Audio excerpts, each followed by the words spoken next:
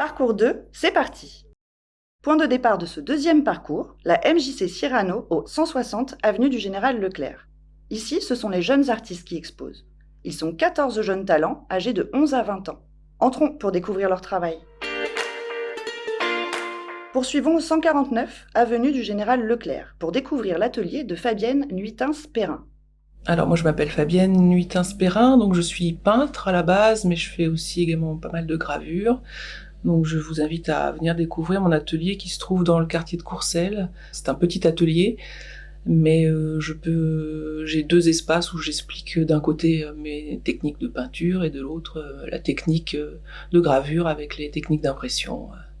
Alors mes sources d'inspiration pour la gravure, je travaille en ce moment sur des petits personnages que je trouve dans les écorces d'arbres. Alors j'aurais tendance à dire l'arbre, l'écorce, la nature. Mais pour mon sujet en peinture, là par contre, à l'inverse, je travaille sur des intérieurs.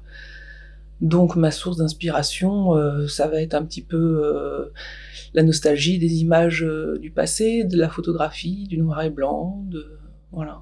Donc moi je vous dis à tout de suite, j'espère que je vous aurai donné envie. Il faut juste prendre le petit chemin le long de la maison au 149 avenue du Général Leclerc et puis voilà. Direction le Gros Tilleul, au 106 de l'avenue du Général Leclerc, dans l'ancienne maison de Fernand Léger. Les photographes du collectif de la Clique sont là.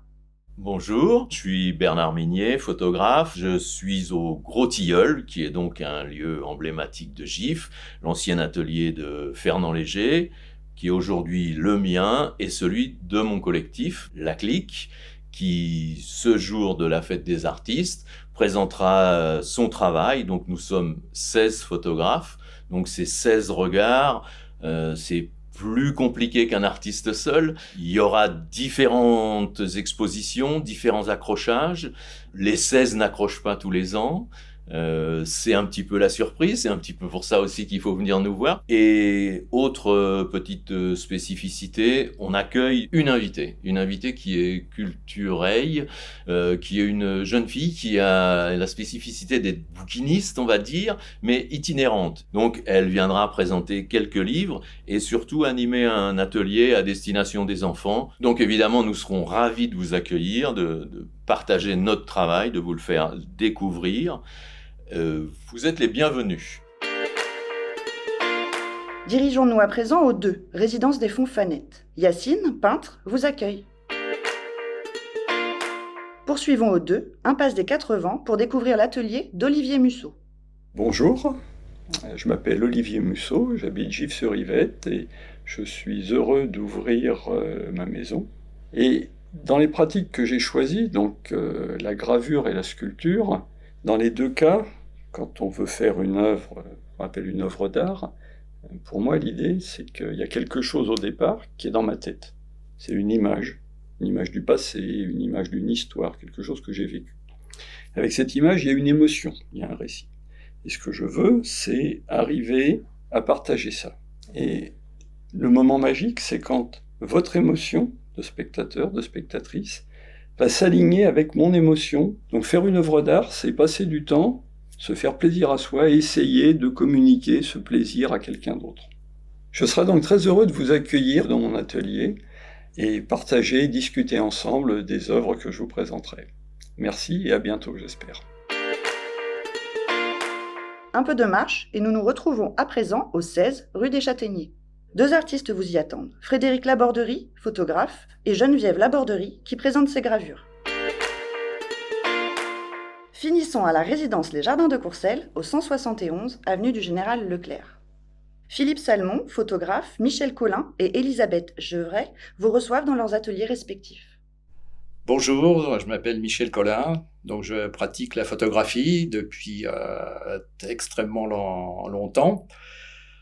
Ce qui m'inspire dans cette pratique, c'est le regard qu'on peut avoir à la fois sur les gens, sur le monde, puisque c'est l'un de mes principaux sujets de prédilection, c'est de travailler dans la rue.